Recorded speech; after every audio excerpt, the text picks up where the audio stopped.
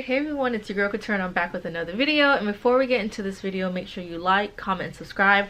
But like it up. And I got my napkin ready because it might get emotional. But for those of you who are new, this is my son Amaris. Amaris, say hi. Hi.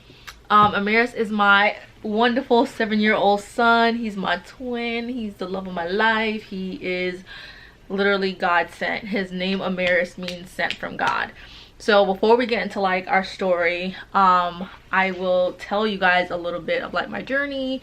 I might insert pictures or not. I'm not really sure where this video is going to go, but I just felt it on my heart to do it. I wrestled with it a lot. But this, I told you guys, I'm very vulnerable. I'm very transparent, and this is my year just to do that. And hopefully I encourage a lot of you guys. So with that being said, you guys, I never thought I could get pregnant. I just lived my life thinking, you know, I have sickle cell. I don't know why. I was never told by the doctor or anything that I could not have kids. It was just something that I always thought about. But when I did get married, I knew that I wanted to have a child, but I knew that I didn't want my child to be born with sickle cell. So his father and I, you know, made sure we got checked. I knew I had sickle cell, but, you know, make sure he got checked and everything.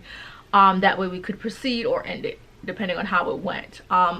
Thankfully, you know, I was in love, and thankfully the results were good, that, you know, we knew that we could continue. So within a year after being married, this little one was conceived, and I had him.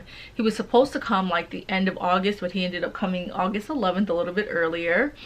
And I had to have a C-section because this one here tied his umbilical cord in a knot. So I was like 5 centimeters dilated, and I always thought, like, you know, I was gonna push, and I feel like there's nothing wrong. A lot of people put this bad stigma on if you get a C-section, and I will be honest with you that I thought it was something wrong. You know, I felt ashamed, like I couldn't push my child out, and I couldn't give a natural birth, and, you know, I'm gonna have this ugly scar. And it turned out to be amazing for the most part.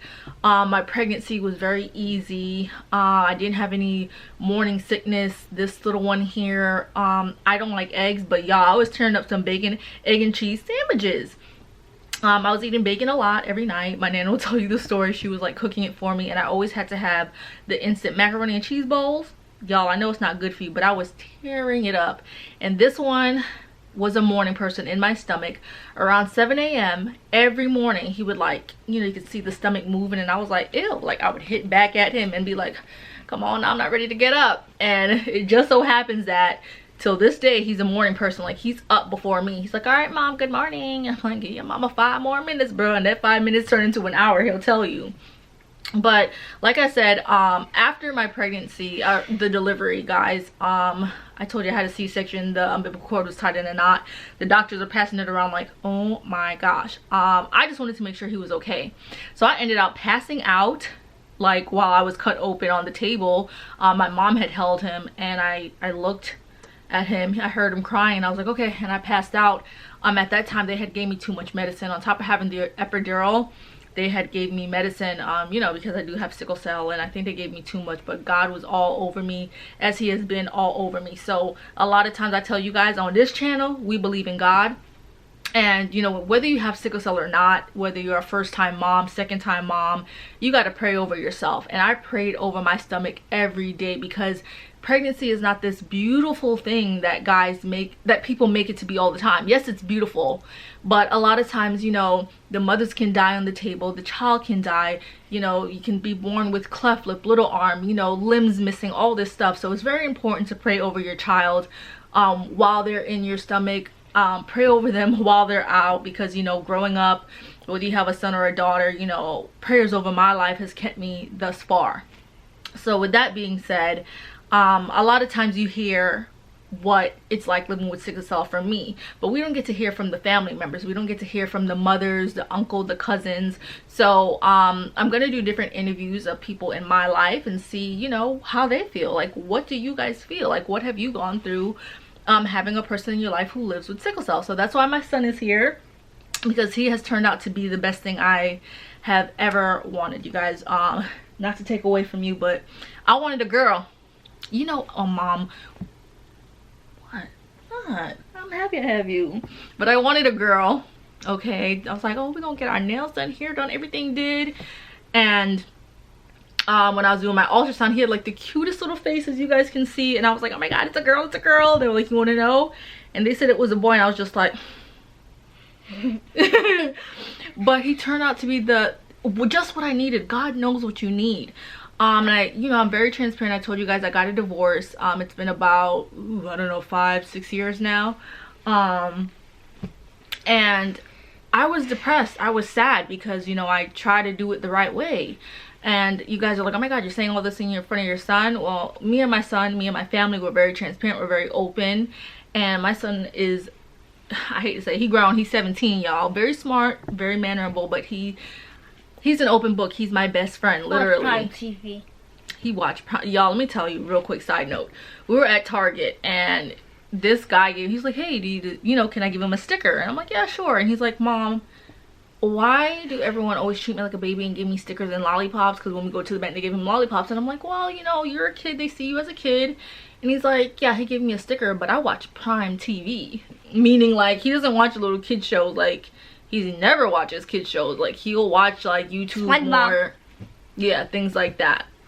But that, I don't know if you guys get it, that's like our little side thing. But with that being said, you guys, prior to getting a divorce, like, he has just grown into, and I don't mean this to say, because like you guys take everything so literal, but please don't. Like, I don't look at my son as like, oh, he's my man and he's my husband and da-da-da. But at the end of the day, I'm grooming him to be someone's future husband, someone's future boyfriend.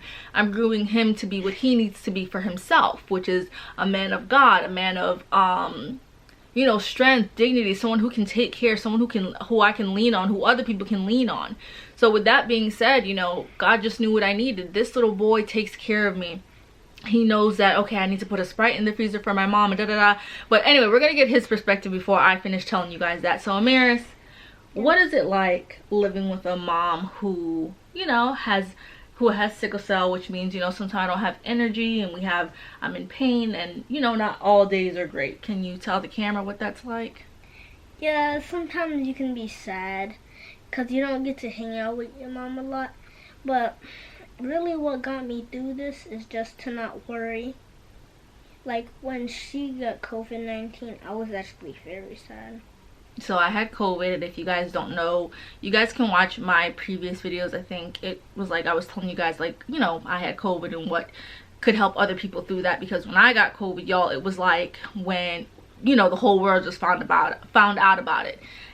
We found out about it in March and I got it in May. So it was a scary thing. It was knocking out people who were strong bodybuilders, people who had never been sick, much less a little skinny thing who has sickle cell, you know what I mean? So my family was very scared, and as you can hear from my son's perspective, he was scared. I think you told me he cried, so you can keep talking about whatever. I cried a lot. I was so sad. I couldn't believe it. But God was with her, and she had everybody. She had the help that she needed to get through. So guys, just say your prayers. Alright, now I'm a black mom now. Don't mess up my bun. Come on now. Just say your prayers, guys, before you go to sleep. Say them when you wake up. Thank you. And thank God, because what would you do without him? Okay. So we're going to go back to you saying that sometimes you feel sad. Yeah. You feel sad that what? Sometimes I don't have the energy to play with you, and yeah, or I can't hang out with you. You can't do. It's not her fault that she has sickle cell. She was born with it. But it just makes me sad sometimes. But it's okay. Yeah, and as a mom, it's hard to hear it, and it's hard to, we have these things that I call mental check-ins, right? Yeah. So I'll ask Amaris, like, how are you doing? Do you feel loved? Are you happy? Men and boys are groomed to not cry, not to show emotions, and I don't want that for my son. I want him to be able to talk to me, talk to his grandmother, talk to someone, but I want him to be in tune with his feelings, because I'm very in tune, baby. Very in tune. I have too much emotions, but I want him to be able to share that with me, and not, he doesn't always have to cry, but he can say, Mom, I'm not having a good day, and we can talk about it. Or, Mom, I'm having a great day, you know what I mean? And we have that open forum. So with that being said, you know, I'd have times where I'm like, okay, I haven't been feeling good for about 4 days. Let me check in with my son, because I'm not the only one who's going through it. And a lot of times when we're sick, you know, whether you have sickle cell or not, you can feel down on yourself, like, dang, I don't feel like a good mom today. I'm not feeling like a good person. There's just like a whole lot of mental things going on. So I have to like sometimes put myself to the feelings and be like, oh my gosh, he's an only child, you know what I mean? On top of like dealing with a mom who has sickle cell, like he doesn't have anyone who he can play with really. He's homeschooled on top of that. So it's just like, I have to check in and be like, hey buddy, like, are you okay? Are you good? Like, what can mommy do to not make you feel so lonely? So a lot of times, even if I'm feeling sick, I'll tell him like, come in my room, let's have movie night. You know, that's our thing, have movie night. Or, you know, I may not be able to cook today, but like, let's order, you know, Uber or DoorDash, and I try to make it as fun as I can, right, Puga? Yeah. So do you want to talk about that? Like, you know, when mommy's not feeling good, like, what are nice things you think that I do or we do together to kind of help you not to feel sad? Yeah. You want to talk about it? Yeah, I do. I want to talk about it. Talk about it. Yeah, talk about it. So sometimes when she don't feel well, or she's sleeping, or when she doesn't feel well, she will be like, okay, let's order some food and we can have movie night and all of that fun stuff. So she makes my day really fun, even when she feels sick. Hey, do you want to tell them some of the things that you do for mommy? Yeah. When I'm not feeling good? What you be doing for your mama? Tell them. I get her her medicine. My meds. If she needs Sprite, if her tummy hurts, I get her put Sprite in the freezer. Sponsor me. I take care of her. I check up on her. Yeah, I love him, but every 15 minutes, mommy okay? Mommy all right? Mommy cool? The door be open, I'm like half sleeping. I'm like, He's like, just checking. I'm like, oh, I'm fine. You just checked in 15 minutes ago. Literally 2 seconds ago. Nothing has changed. I'm still on the heating pad. But yeah, he checks in on me a lot. And yeah, is that it? Mm-hmm. I guess that's really it. Is there anything like you wish was different? No. No? Wow, that's cool. You wouldn't trade me and I wouldn't trade you. I would never trade you. And as far as like I told you guys, like my pregnancy, like it was smooth after my C-section, y'all. My feet were swollen. I got these really bad chills where I was like, people had to throw covers on top of me. They had to get like a portable, what is it, fireplace, because we live in Florida. So on top of the heat, we had to get a portable fireplace to put right in front of me. And I even had like my friend at the time like hover over me. Like I don't know what that was about, but that process was kind of difficult. I didn't go through like postpartum depression or anything, thank you Jesus. And I did have a lot of help. You know, I had his father at the time, my mom, my pops, even my brother, my nana. And I know a lot of time I talk about my village, but I never neglect the fact that other people don't have a village. So what can you do? And that is a question. Like, okay, Keturah, like I don't have my mom, I don't have my dad, I don't have my nana. It's just me and my son, or me and my kids. Well, that's why I made this video, because sometimes you have to lean on your kids, and I don't want to make that burden too strong on my son, and I don't ever want him to feel like, oh my god, I have to get my mom's medicine and da da da. Like, does it ever feel draining to you? Like, do you ever get annoyed that you have to do this stuff for me sometimes? No. And that just may be his perspective. You may have a child who's like, God dang it, I don't want to do this. Like, I remember my mom telling me the story. Like, I was 7 years old. My brother had just been born. And my mom was running me, child, like, Keturah, do this, Keturah, do that. You know, in a black household, the remote be right next to your mom, and she'll tell you to come pass the remote. As he has been passed down that torch. It's a rite of passage. But I remember her being like, you know, do something for my brother. And I looked at her and I was like, I'm not his mom. You know what I mean? So not everyone's like my son, where it's like, oh yeah, no problem, da, da, da. I was just blessed from Jesus Christo himself. Okay, sent from God. His name Amaris, A-M-A-R-I-S. Read on it. And I'll tell you guys else something cool real quick. I want to wrap up this video. I don't want it to be too long, but I want to thank you. Thank you for being my son. Thank you for giving me my heating pad and all that stuff. And I love you. And we're gonna continue to have our dinner dates and be open, and y'all gonna see him grow up in front of you guys in YouTube and this camera. And he's been pushing me to be more of an influencer and a YouTuber, and he, you know, you can learn a lot from your kids. Like, you know, we often are like, oh my god, we have to teach our kids so much, but your kids end up teaching you a whole lot. And he has been teaching me to be more patient and more kind and more understanding, because trust me, child, you have to be patient and kind with these kids sometimes. So I love you. Thank you for speaking into the camera. Yes. Tell them peace, tell them subscribe, like, you know, all that stuff that you be doing. Peace. Guys, subscribe and like, hit the bell, do whatever you can for us, because it's so fun to make videos for you guys that you can watch on YouTube. Dang, you just sold it. If y'all don't like In the Arms of an Angel, hit the like button. Hit it. You know how they zoom in the arms of Peace. an angel. You're supposed to keep saying like, comment, fly away. Like, comment, fly subscribe, away, do all of that good stuff. fly Hit the bell. Thank you. All right, see you in a minute. Peace. Peace. Okay guys, so before I end this video, I want to thank you guys for tuning in. I didn't want to make it too long, but as you can see, my son is a man of very little words. He never has too much to say, but in his words, that's what it is. That's our life. Some days are really good for us and we're at the amusement park. We at Busch Gardens, we at Aquatica, and some days aren't really good. Some days he sees me sleeping in and out of sleep, or the heating pads on my stomach, or I just can't cook and be super mom today, and that's okay in his words.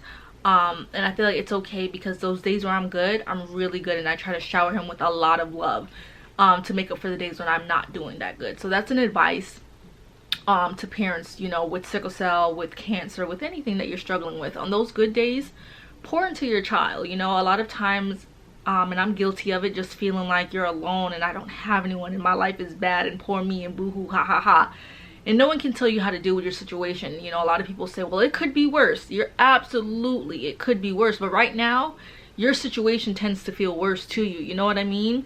But do what makes you happy, whether it's buying yourself flowers, talking to a friend, lighting candle, watching comedy, you know, doing a nice hot bath. Get yourself out of that bed. If it's a nice day, go outside, even if it's just to walk, even if it's to go to the dollar store or Target and not buy nothing, just get out. But make sure you pour into your child and you reset. Every day I reset. How can I do better? What can I do? I write a list. I do these things, and we'll talk about it. But before I close, I wanted to let you guys know how important it is to name your child, your name, what carries with your name. And it came to me when I was talking about Amaris's name, and how like his name is literally like, it's a living testimony to who he is. So Amaris, A-M-A-R-I-S, as you will see on the screen, means sent from God. And I was calling to make an appointment for him. Oh Lord, y'all, kick the daggone camera. See, the devil don't like you talking about nothing good, but we talking. So I was making him an appointment, long story short, and the guy was like, your son's name is Amaris? And I'm like, yeah. He's like, it's a boy's name? And I'm like, yeah. And he's like, well, my daughter's name is Amaris. And I'm like, oh my gosh, A-M-A-R-I-S. He's like, exactly, because a lot of times you hear like Amar, Amari, you don't really hear Amaris. And I was like, you know, normally I don't really ask questions. I'm very like, you know, a quiet person, but I'm starting to like get more out there with my personality and just, you know, be authentic, but like talk a little bit more, you know, get out that shell a little bit. So I was like, you know, not to be, you know, too inquisitive in your business, but like, why did you, you know, name your child Amaris? And he was like, you know, telling me, I don't really want to share his story because that could be private to him, but him and his wife had went through something, and now having another child, he was like, you know, we named her that because it meant sent from God, and I believe at that time she was sent from God for our situation. I'm like, oh my God, you're giving me goosebumps, because I was like, you know, I have sickle cell and I didn't even think I could have a child, and when I did, I was like, he's literally sent from God. And aside from that, my name is Keturah, K-E-T-U-R-A-H, and it means a sweet smelling essence unto God. And you can find my name in Genesis, the 25th chapter. Although I was like a concubine or whatever, but you know, I believe the man had loved me at the time. I think it was Abraham, because you know, Sarah wasn't doing what she needed to do, so I came along and I had gave him 7 children or whatever. But yeah, so Keturah, that's her story. Very short story, but the name is beautiful and it holds so much weight. A sweet smelling essence unto God. And I know when I be praying to God, it just, the fumes of my prayers be coming on down, because I feel the blessings. when I apply myself. And with that being said, you know, my brother's name is Micah, M-I-C-A-A-H, and I believe in the Bible he's a prophet. So my mom just wanted to keep that biblical thing, and I wanted to keep that going too. I was like, I want my child to have a unique name. I didn't know I wanted to keep it biblical, but I knew that I wanted my child to have a unique name. So I was like, when I was looking for names, I saw that Amaris, and I was like, sent from God. I'm like, he's sent from God. So, you know, a lot of you guys who are watching my channel, you may have kids already, but pass that down to your kids. Or if you're, you know, a soon-to-be mom, or you're, you know, a mom right now, or you have friends or family members, you know, it's so important what we name our kids and what we plant in our kids, because it grows, you know what I mean? Growing up as a Christian, I am a Christian still, I don't know how that came off, but yeah, you know, I always heard, you know, Lord is leaving me, come on now, Jesus, COVID brain. Train up a child in the way that they should grow, and when they grow they will not depart from you, something like that. I know it sounds a little fuzzy, but you know, if I could find the scripture, I'm gonna plan it right here, but you know what I mean? So that being said, like in my life, like, you know, I had time where I was backsliding and doing things that I shouldn't have done, but that little small voice, you know, still calls out to you, because I was raised in the church and I always knew better. So if you know better, you'll always do better no matter what. And with that being said, naming my child sent from God, he's literally been sent from God. And you guys heard this here, you know, he doesn't mind getting me my medicine and getting my heating pad, and sometimes being in that room by himself just watching TV because mommy needs to sleep. So I want to continue to encourage you guys on my page, on my channel, and know that I do cater to people who do have sickle cell, because that's my story. That's all I know. All I know is me having sickle cell. But this is not just about people who have sickle cell, because as you can see in my life, I'm the only one who has sickle cell. So I know what it's like, you know, on both spectrums, you know, and I like to hear from my family members what it was like. And we tell each other stories, you know what I mean? And I'm bringing it to the screen to let you guys know. So I encourage you guys. I love you guys so much. Every time I see that y'all subscribe and y'all tell me how funny I am, because I don't want my videos to be boring, because, you know, our attention span is so limited nowadays, you know what I mean? You know what I mean? So I love you guys so much. I'm going to continue on this journey with being transparent as I grow into the woman who God wants me to be, the woman, you know, as I try to like be content in my singleness. That's the hard part. We're going to talk about that one. But as I, you know, evolve as a mother, you know, from finding out I was a mom to being a new mommy, dealing with my sickle cell, and y'all, we got to talk. So I hope you guys enjoyed this video. I love you guys so much, and I'll catch you on the next go around with my next interview. Love you guys.